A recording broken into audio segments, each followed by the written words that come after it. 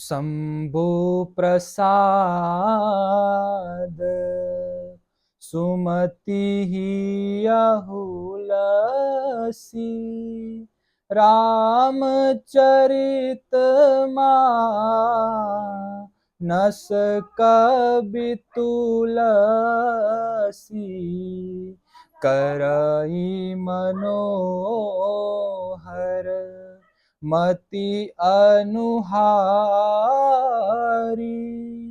सुजन सुचित सुनी लेहु सुधारी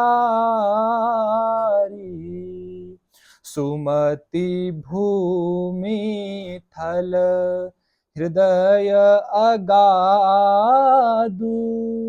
वेद पुराण उदधि घन साधु बरसहि राम सुजस बर बारी मधुर मनोहर मंगलकारी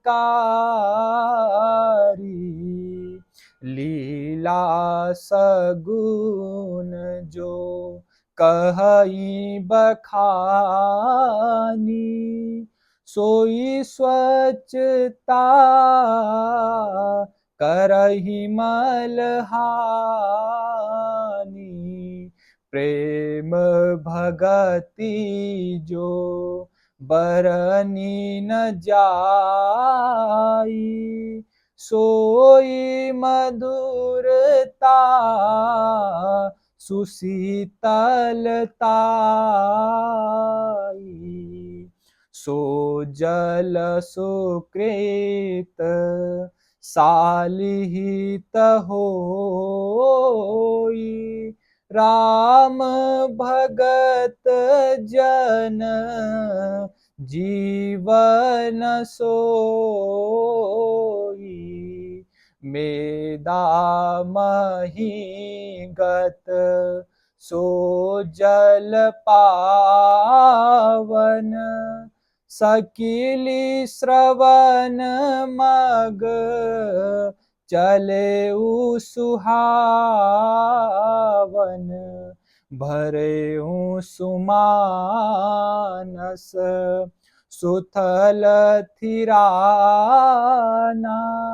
सुखद शीत रुचि चारु चिराना सोटे सुंदर संवाद वर विरचे बुद्धि विचारी तेहि एहि पावन सुभग सर घाट मनोहर